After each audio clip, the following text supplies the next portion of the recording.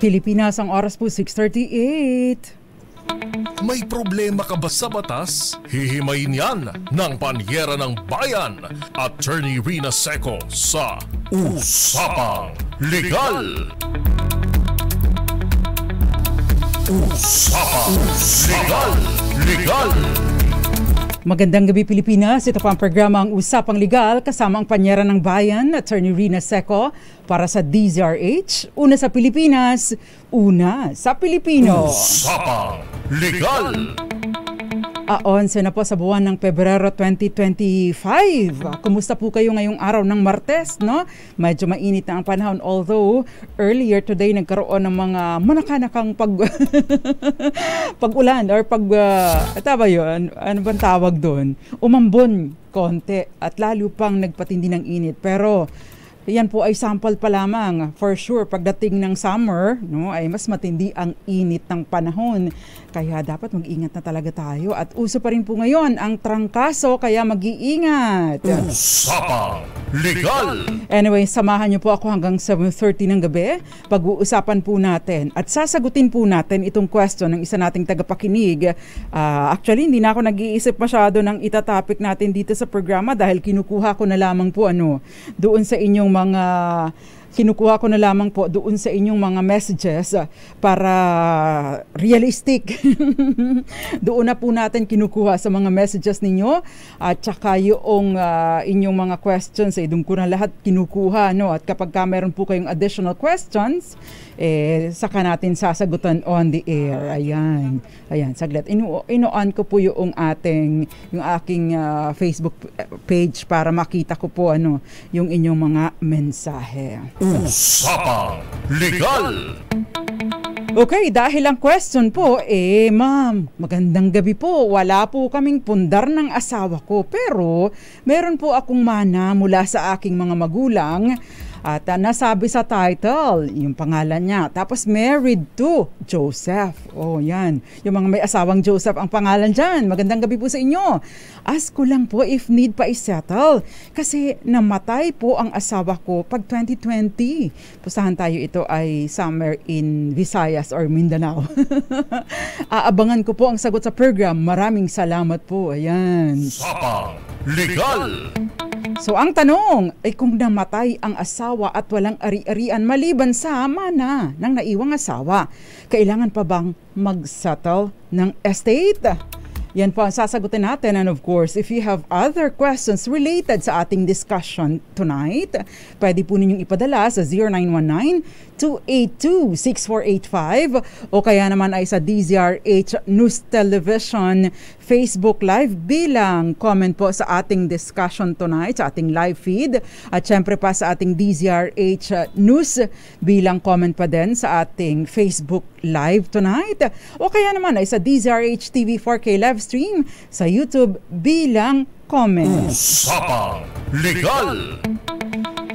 Ayan, so umpisahan na po natin ang ating talakayan. Ang tanong dito sa ating texter, no? Texter na lang ang gamit ko dahil ito po ay Facebook ang tawag doon. Pwede dala sa ating messenger.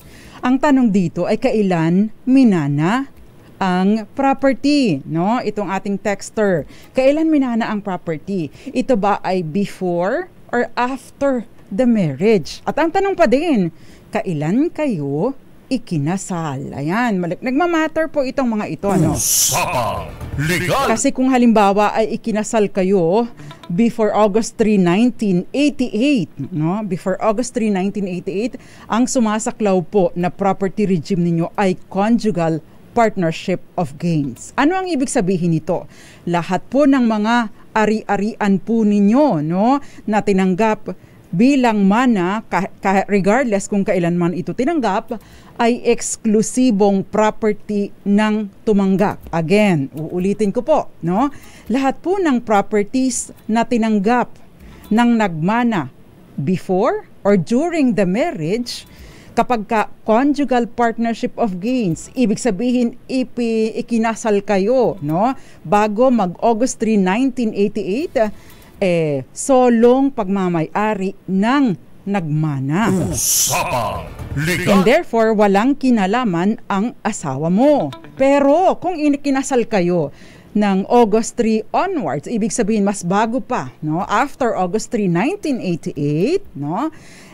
At wala kayong prenuptial agreement, ang inyo pong property regime o kasunduan, no, sa asasaklaw sa inyong mga ari-arian ay ayon po sa ating family code, absolute community property of property. Ibig sabihin, no, what is yours is his, what is his is yours, except, no, maliban na lamang doon sa mga properties na minana ng isa sa kanila or tinanggap bilang donasyon na sinasaad mismo na para lang ito sa isa sa inyo during the marriage. Usapang Legal. Ibig pong sabihin, kung ang mana mo, ma'am, yung ating texter, ay tinanggap mo bago kayo ikasal ng iyong asawa, ay kayong dalawa talaga ang nagmamay-ari nito, and therefore, conjugal ito, no? Ibig sabihin kayong dalawang may-ari at kailangan mong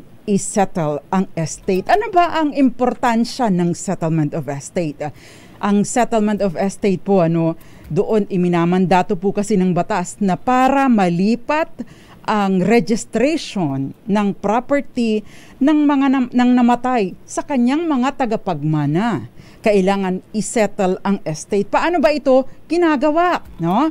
Ito po ay sa pamamagitan ng either judicial o sa pamamagitan ng pagdulog sa korte or extrajudicial, ibig sabihin extrajudicial, hindi na sa korte, sa labas ng korte, no? Kayong mga tagapagmana magkakasundo at pag-uusapan, gagawa kayo ng dokumento. Ito yung Deed of Extrajudicial Settlement of Estate. Dagdag na natin ang partition at yun ay ipapapublish, no? And together with that, at saka yung iba pang mga dokumento, isasubmit sa BIR para po mabayaran yung tinatawag na estate tax. Ano ba yung estate tax? Ang estate tax ay ang buwis na ipinapataw para sa pribilehiyo or karapatan na mailipat ang property sa mga tagapagmana ng namatay. Usapang Legal. Ngayon, no? Again, no, kung ito po ay bahagi, no, ng conjugal asset, aba ay syempre, no, bagaman at ito ay mana mo, ay naging kayong dalawa na ng asawa mo ang may-ari, and therefore isi-settle muna ang estate. So paano ito? Syempre, i-determine, no, yung eksklusibong property ng iyong asawa, ang eksklusibong property mo, ibig sabihin yung mana mo na tinanggap mo bago kayo ikasal, hahatiin dahil kayo ng dalawang may-ari ng asawa mo, at yung kalahati, mananatilang eksklusibong property mo, yung kalahati, yun yung share, no, share ng iyong asawang namatay sa inyong conjugal assets, at yung share na ito ng iyong asawa, yun ang pagmamanahan ninyo ng inyong mga anak. Usapang Legal. So kung meron pa kayong dalawang anak, abay yung kalahati na ito na napunta sa iyong mister, yun ay divided by 3, no? Dahil syempre ikaw entitled ka din sa portion, no? At entitled ang mga anak mo. So maliban doon sa nakuha mo na, yun ay share mo naman sa conjugal asset, hindi mo yun mana. Pero yung makukuha mong 1/3 doon sa property na napunta sa asawa mo, no, sa iyong estate ng asawa, yun ay bilang mana mo naman sa kanya. Usapang Legal. Okay, magandang gabi po sa lahat ng mga nanunood na nakikinig sa atin mula sa iba't ibang panig ng mundo. Magandang gabi sa iyo, Miss Gael Enriquez, Miss Joy Garimbao, Aunt May. Magandang gabi po sa inyong lahat. At syempre pa, Kuya Mario Manuba, Kenneth Arevalo. Magandang gabi maganda. Sino ba yung kaaway mo diyan, Kenneth Arevalo? Okay, magandang gabi din po sa iyo, Rosalyn Halothot. Magandang gabi sa iyo, Jenny L.E. Calvin Jr. Magandang gabi sa iyo, Estelita Evangelista Pearl Brito. Magandang gabi sa iyo, Heart Michelle Ostia Beresca Batuan, sa iyo din Ma'am Mirna de la Cruz, Lilia Robinson, magandang gabi Ma'am Grace Recta, Bibiana Prahes, magandang gabi, at Aida Magboo Andal. At syempre pa yung ibang mga nanunood, nakikinig sa atin sa iba't ibang panig ng mundo. Good morning, good afternoon, good evening, and good night. Ipadala na po ang inyong mga mensahe para po mabigyang pansin natin sa ating programa. Usapang Legal! Romeo Herong, shout out sa iyo. Gayon din sa iyo, Eds Maglakas. At si Aldos Villamater, Henry Dolohan, at si Romy Corpus. Magandang gabi po sa inyo. Benji Marmohada. Ay, ano ba yung pinag-uusapan nyo? Jericho Ferrer at Renato C. Gayon din sa iyo, Miss Roxanne Costo, Wilson Aldea Jr. at Wilson Aldea Sr. dyan sa San Antonio, Zambales, Tita Ami Miraflor Garcia, Irene Almodovar, Mami Belen Rivera, Jerry Sumagaysay, at maraming iba pa. Thank you very much for watching tonight. Usapang Legal! Okay, magko-commercial po muna tayo sa atin pong pagbabalik. Ito po yung question. Si Dan, sabi niya, may lupa po ang lolo namin. Nagkasakit si lolo, tinuloy ni Tiyo, ang kapatid ng papa namin, ang pag-uma. Pag-uma is pagsaka. Ha? Namatay si lolo 1972 at doon na si Tiyo nakatira sa pamilya niya. Sa Cadastral Survey 1960, lumabas tiyuhin namin ang nasa record. May habol pa po ba ang father ko at ang mga kapatid niya sa lupa na hanggang ngayon ay yung isa lang na kapatid ang nagsasaka. Yan po at iba pa ang tatalakay natin sa ating pagbabalik. Agustin Villarta, magandang gabi sa iyo at magbabalik po tayo para sagutin itong question na ito at maraming iba pa. Ilan po muna mga paalala. Diyan lamang po kayo. By the way, feel free to share our discussion tonight at ipadala po ang inyong mga questions or meron kayong message, ipadala lang po para po mabasa natin. Magbabalik po ang Usapang Legal kasamang Panyera ng Bayan, Attorney Rina Seco. Diyan lamang po kayo. Kayo'y nakikinig sa Usapang Legal. Kayo'y nakikinig sa Usapang Legal kasama si Attorney Rina Seco. Usapang Legal! Nagbabalik pa ang programa ang Usapang Legal kasamang Panyera ng Bayan, Attorney Rina Seco. At syempre pa, tinatalakay po natin tungkol doon sa mana. Kawing-kawing na issues dahil mana, ito po ay yung sumasaklaw na property regime. So tinalakay po natin, pahapyaw yung conjugal partnership of gains at absolute community of property. No? At syempre pa, kung paano ay yung settlement of estate. Bagaman at siguro on Thursday, dahil matatapos na po yung estate tax amnesty sa June 14, 2025, siguro ay magbibigay na din ako ng step by step na paraan para makapag-settle tayo ng estate para naman makatulong, maihabol natin bago pa po matapos ang estate tax amnesty. Kayo'y nakikinig sa Usapang Legal kasama si Attorney Rina Seco. Usapang Legal! Bago po tayo magpatuloy, babati lang ako ng Happy Fiesta. Dahil nagbi-fiesta ang mga kamag-anak ko dyan sa Malibago, Torrijos, Marinduque. Fiesta po ng Our Lady of Lourdes. Yun yung patron saint nila sa Malibago, Torrijos, Marinduque. At nakatutok ngayon, talaga naman well documented ang pinsang ko na si Kuya Mario Manuba. Pinadalhan pa ako ng picture. Nanunood ang mga kamag-anak ko, mga kamag-anak ni Nanay Flory, sina Tito Nanding, kapatid ni Tita Rose. Magandang gabi sa inyo, Tito Nanding at Tita Rose. At syempre, hindi nawawala si Tito Irog. Magandang gabi din po kay Tita Lerma at kay John Deo. At syempre, si Kuya Mario Manuba, nanonood din. Si Tito Solping, magandang gabi.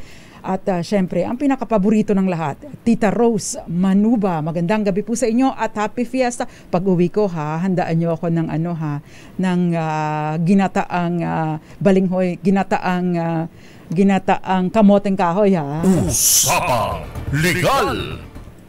Okay, pagpatuloy po natin ang ating talakayan, but before that, magandang gabi sa iyo, Di Jing Bandibad, Rosalyn Halothot, gayon din sa iyo, Sunny Boy Ocampo, at shout out din sa Banyadera family. Magandang gabi po sa inyo.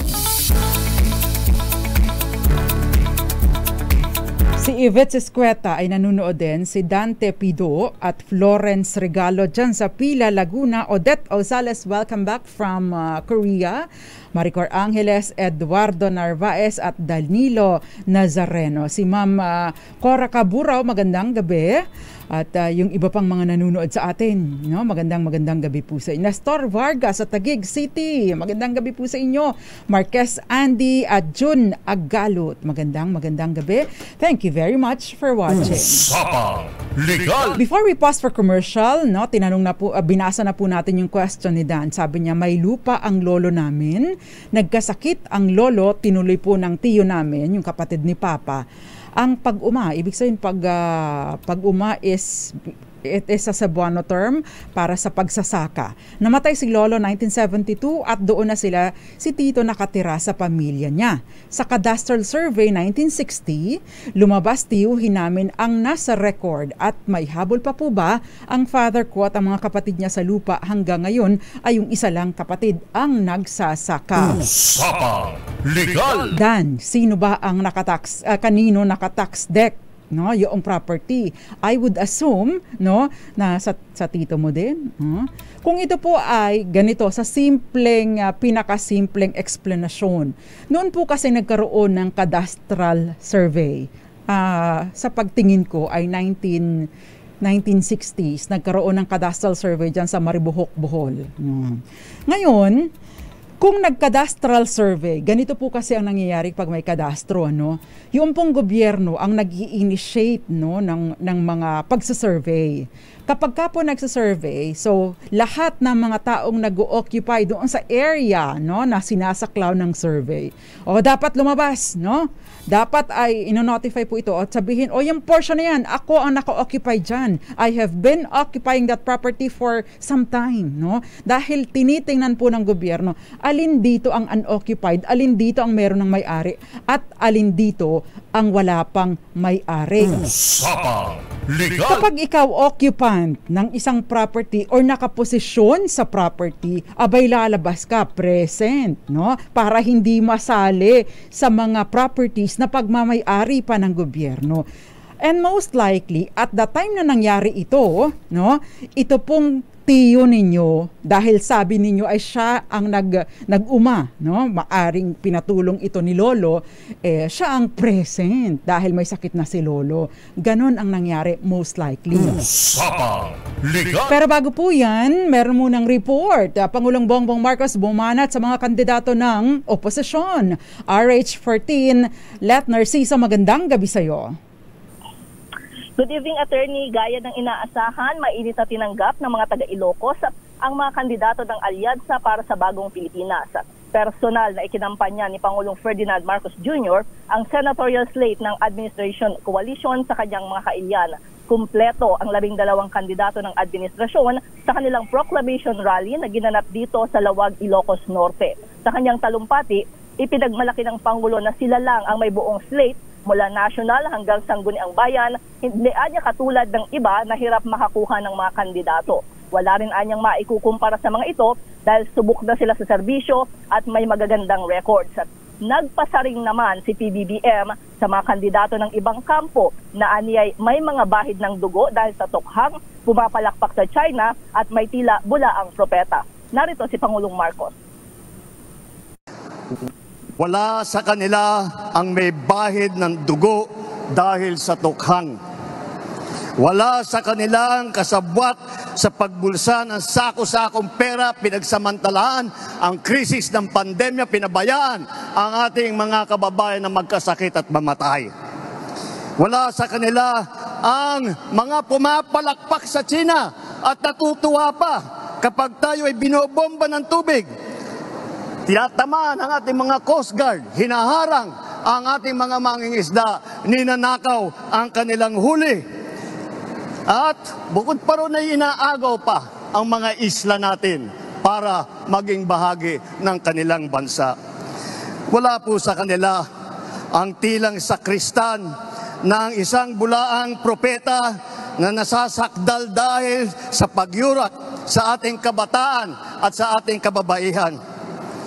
Wala sa kanila ang tagataguyod ng pugad ng krimen, ng sentro ng paglalapastangan ng mga kababaihan na mga pugo. Si Pangulong Bongbong Marcos. Ito si Let Narciso para sa DZRH. Una sa Pilipinas, una sa Pilipino. Usapang Legal! Maraming salamat sa iyo, Miss Let Narciso. Usapang Legal! Balik po tayo sa ating talakayan, hindi na ako magkukomento. Mag-focus na lang po tayo sa ating discussion. Iiwan po natin ang mga isyong politikal sa mga ibang programa. Dito ay focus tayo doon sa legal. Okay, magandang gabi sa iyo, Gia, bagaman at tungkol sa politika ang iyong comment. Pero Dante Bonyol, magandang gabi sa Malabon City. Magandang gabi din po sa inyo, Ditas, Dante Pido, Yvette Escueta, Luis Astorga, dyan sa Iloilo. Magandang gabi sa iyo, Mike Kangayda, Ria Soto, at syempre pa si Ditas sa Macau. Oy, magandang gabi po dyan sa Macau. Hindi ninyo mararamdaman kung umaga o gabi, parang laging tanghaling tapat dyan sa sa Macau. 'Di ba? Parang hindi ka antukin, laging buhay na buhay. Magandang gabi din sa iyo, Alexis Tiger, si Sunny Samiliano, Geraldine Terol, sasagutin ko yung question mo maya-maya. Maxim Igbals, magandang gabi sa iyo. At Nat Busa, i-screenshot ko po yung mga questions. Ria Soto at maraming iba pa. Hindi ko na malang babasahin yung mga political. So balikan po natin yung kay Dan dahil yung lupa, binanggit na po natin na noong 1960s, actually, meron pong from time to time, nagkakandak po ng cadastral survey ang ating gobyerno. Sa cadastral survey, dinidetermine po alin pa yung mga lupa na unoccupied, alin dito ang nasa-segregate na from public land, alin dito ang meron ng may-ari at occupied, kasi ginagawan po ito ng mapa. Ngayon, kapag ka po may kadastro, di ba normally, pag magpapatitulo tayo ng lupa, tayo ang lalapit either sa DENR or Senro o kaya naman ay pupunta tayo sa korte para sa judicial titling. Ngayon, kapag ka po merong kadastro or cadastral survey, yung gobyerno ang nagsasabi, ito yung mga lupa. Ikaw, occupant ng isang unregistered property, pupunta ka ngayon sa korte at sasabihin, ito pong bahagi na ito ng property sa pagitan ng ilog at ng ganitong property. Ako na po yan, matagal na po kami dyan, no? So ikaw ngayon makakakuha ka ng titulo eventually because ikaw sumali ka lang. Actually mas matipid ito, no? Dahil ang gobyerno na ang nag-survey. Bagaman atun sa confirmation of imperfect title, libre na rin po ang pagpapasurvey, pero syempre mahabang proseso pa ito, di ba? Usapang Legal! Kapag ka po ganito, nagkaroon ng survey, nagkaroon ng kadastro, so ikaw na occupant, lalapit ka dito or maaring pinadalahan ka ng notisya or notice at sasabihin mo, present, ako po ang nag-occupy dyan. Malamang sa malamang, ganito ang nangyari dahil ang nagsasaka kamo ay ang tiyuhin ni Dan. So, ang question ko lang, hanggang kadastro lang ba? Hindi siguro pinansin ni Tito, no? Malamang Tito, sino pong naka-occupy dito sa property nito? O kami po, no? Ay ano pong pangalan nyo? Halimbawa natin ay Dante, no? Itago na lang natin. Ikunyari na lang natin sa pangalang Dante. O si Dante po, ako po yun. O di naisulat siya sa kadastro. Ang problema, noong dumating sa korte, baka hindi nag-participate si Dante, kaya nanatili na nasa kadastro lang, maaring walang titulo. Ang tanong ngayon, no? Kung ito ay sa kadastro ay nakapangalan kay Tito, sino po ang naka-tax declaration? Kasi kung naka-tax declaration po ito, kay tito, malamang sa malamang siya na po, dahil siya rin ang occupant ng property at nagtitil, nag-uma sa property, malamang sa malamang siya na po ang makakapagpatitulo dito sa property na ito. Ngayon, ang sasabihin nyo ay, paano naman, no, yung mga kapatid ni tito, no, dahil ito ay kay lolo. Ay, ang problema, mula 1972, ano po ang ginawa ninyo? No? Kasi kung ito halimbawa ay napatax declaration in the name of tito, abay ano na po ang pruweba ninyo na ito ay pagmamay-ari ng lolo? Kung meron po kayong pruweba o kaya may kasulatan o kaya naman ay mismong si tito ang magsasabi na sa atin itong magkakapatid, ay maari pa po ito, no? Maari pa po ito, mas madali, no, na ma-recover at masabihin, mag-settle tayo ng estate. Ihabol natin sa June 14, 2025 na amnesty. Pero kung wala pong, kung sosolohin po ito ni tito, at sasabihin niya, ako naka-tax deck dyan. Ako ang nag-uma. No? Ako ang nako-occupy. Ako rin ang nag-aasikaso ng lahat. Akin ang tax declaration. Mahihirapan po ang kapwa tagapagmana na patunayan na ito ay pagmamay-ari ni lolo. Lalo pat napakahaba ng panahon ang inyong pinalipas. Usapang Legal! Dapat po noong 1972 pa lamang, nung nagkasakit namatay si lolo, noon pa lamang ay hinabol na ito ng mga kapatid at hindi na hinayaang tumagal pa ng ganito. Usapang Legal! Ayan. So kung tayo po ay may property, wag po tayong tutulog-tulog sa pansitan kung meron nang nag-a-assert ng pagmamay-ari. Dahil maari po itong, kung sakasakali pong matulog tayo sa pansitan, pinabayaan natin ang ating karapatan, no? Mahihirapan na po tayo. Unang-una, kapag pansit, kumakain tayo sa pansitan, hindi tinutulugan. Diba? Magandang gabi po sa inyo, Marian. Ito na po, nakapromise ako sa kanya na sasagutin. Sabi niya, attorney, paano po kaya itong Spanish title pa? Pwede pa po ba itong ibenta? No? Ang tanong, meron yung Spanish title mo ba na i-register mo doon sa torrent system? Bakit kanyo? Kasi noon pong 1976, meron pong presidential decree si Pangulong Marcos, the old Marcos, no? The former president, na sinasabi po niya, i-discontinue na po yung Spanish mortgage system of registration at paggamit ng Spanish titles and bilang ebidensya ng pagmamay-ari, no? Ebidensya sa registration proceeding. So lahat dapat i-convert into torrents title. Kung hindi po ito, kung wala po itong subsequent na action from your end, no, ay hindi po ninyo ito maibibenta yung title. But if you are, no, occupying o kayo po ang nakaposisyon, may tax declaration under your name, walang ibang claimant, pwede po ninyong ibenta ito, no? Yun nga lang, no, yung pong bibili nito, siya po ang magpapatitulo pa nito, assuming hindi po itong narehistro ever at walang ibang claimant. Usapang Legal! Sabi po kasi doon sa presidential decree, within 6 months from the effectivity of the presidential decree, nag-take effect po ito Feb 16. Okay, mag-anniversaryo na. Feb 16, 1976, ibig sabihin 6 months lang. Within that year, dapat ay na-convert na into torrents title ang kanilang mga record. Pero ang maganda po ninyong gawin, tingnan nyo po ninyo sa ROD, Register of Deeds, kung merong rehistro ito. Usapang Legal! Ito, attorney, hinahanapan po kami death certificate. Wala pong death certificate kasi nawala po sa bagyong Yolanda. Ano po ang gagawin? Saka paano po ba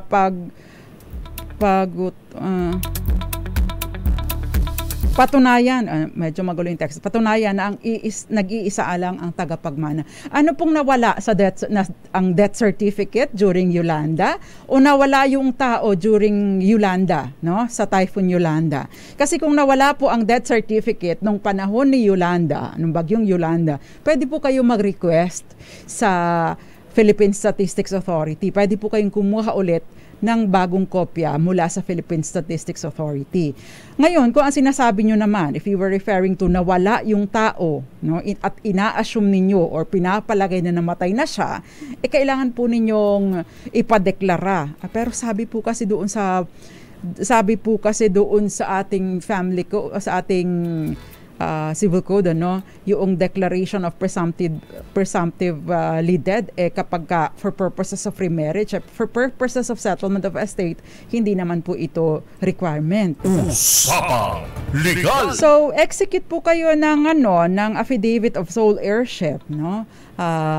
Yun po ang kailangan ninyo. Kuha po kayo ng birth certificate ninyo. Tapos ay record, magre-reflect naman doon kung sino yung nawawala, di ba? Kung sino yung magulang ninyo. I assume na kayo yung anak. Yan. So, yun. Usapang Legal! Ito po si Jinky. Attorney, pwede ba settle mo muna namin ang estate tax saka nabayaran ang CG? Capital gains po ito.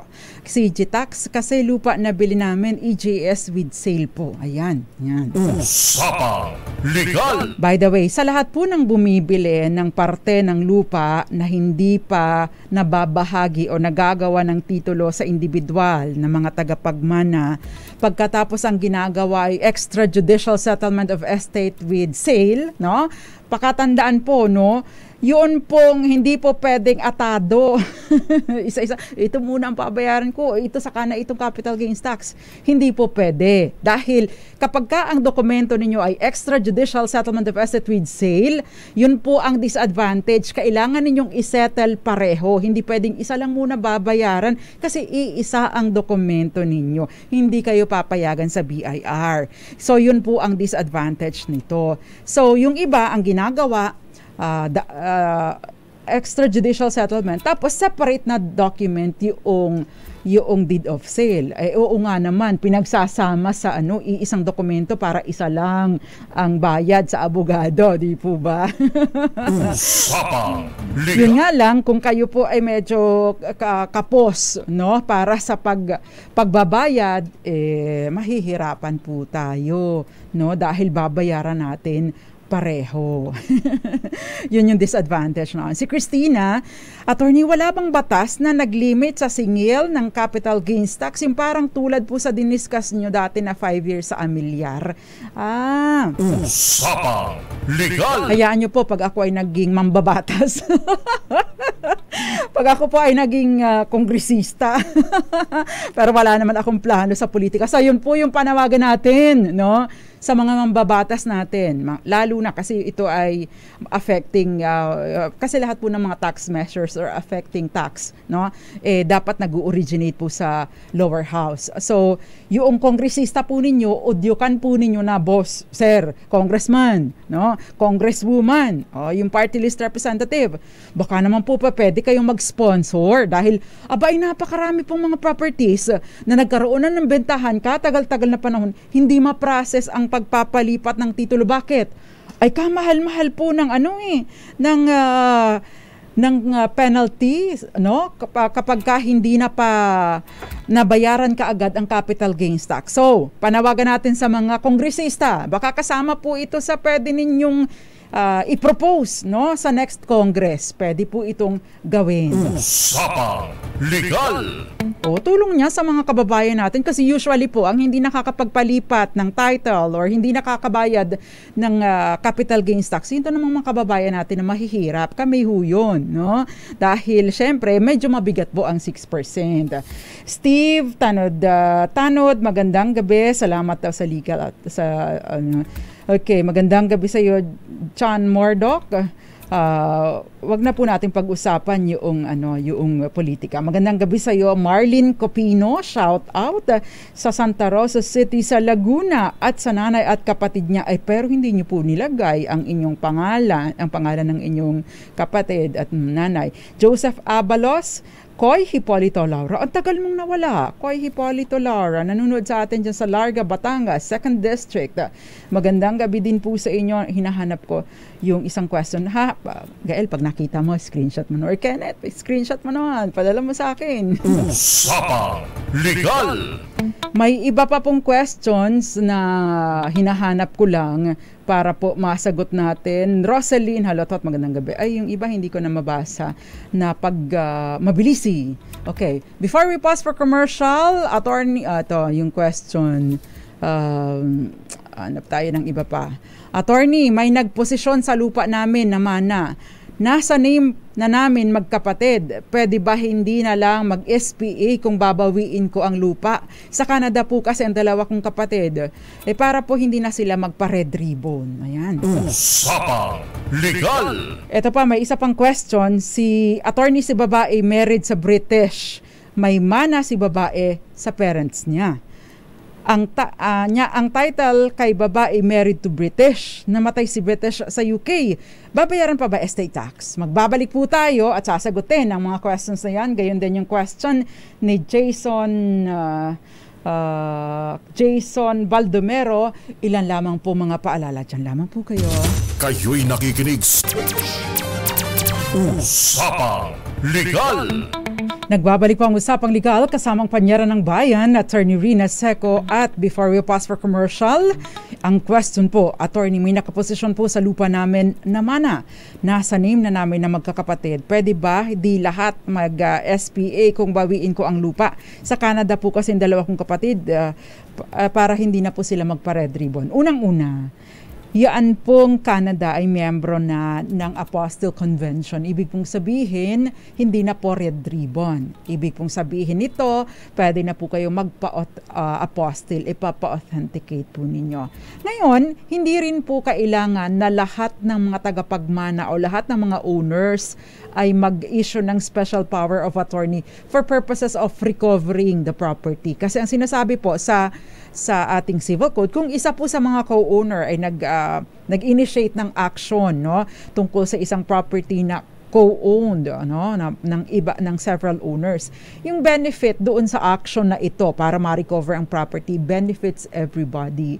So wala po kayong issue. So hindi po kailangan na itong mga kapatid po ninyo ay mag-issue ng special power of attorney, no? Dadalhin po ninyo bilang isasampo po ninyo ang kaso bilang isa sa mga co-owners. Wala pong problema ito. Usapang Legal. So dahil kayo naman ay real party in interest, walang issue. Yan.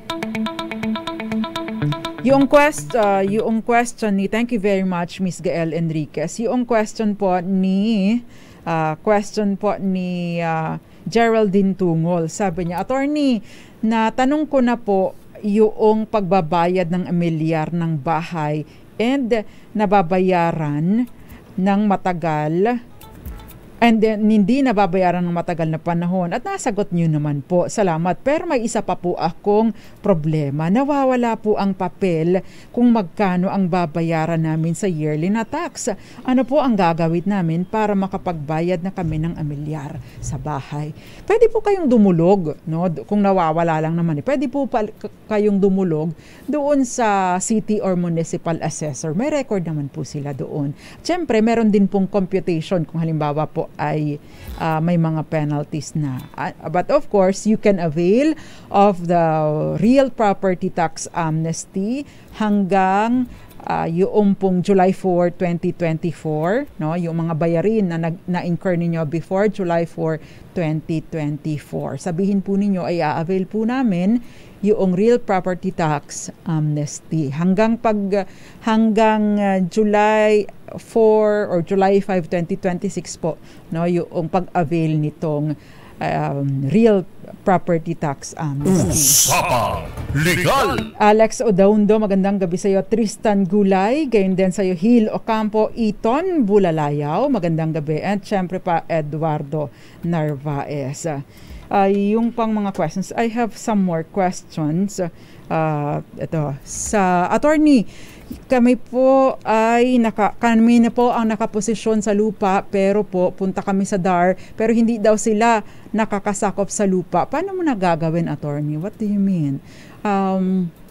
Sa DAR. So ano pong purpose ninyo, no? Para malaman kung ito ba ay alienable or disposable, hindi po sa DAR pumupunta. Kung yun po ang tinatanong nyo, pupunta po kayo sa Senro or sa ilalim po ito ng DENR, Community, Environment and Natural Resources Office. Yun po yun, Senro. Usapang Legal! Attorney, si babae married sa British, may mana si babae sa parents niya. Ang title kay babae married to British, namatay si British sa UK, babayaran pa ba estate tax? Hindi na, no? Sa'yo naman yun eh. Sa'yo yung property. So, sa'yo yun. Tsaka yung British, doon yun mo sa ibang bansa eh, di ba? Wala din naman siyang record dito sa Pilipinas. So, you don't have to settle the estate of the British kung dito sa Pilipinas. Hindi ko alam kung ano ang umiiral na batas doon sa UK. So, yun. Hindi ko po masasagot yung sa UK. Pero dito sa Pilipinas, no. Usapang Legal! Attorney Raymond Diestro, attorney, ask ko lang kung may expiry ang power of attorney.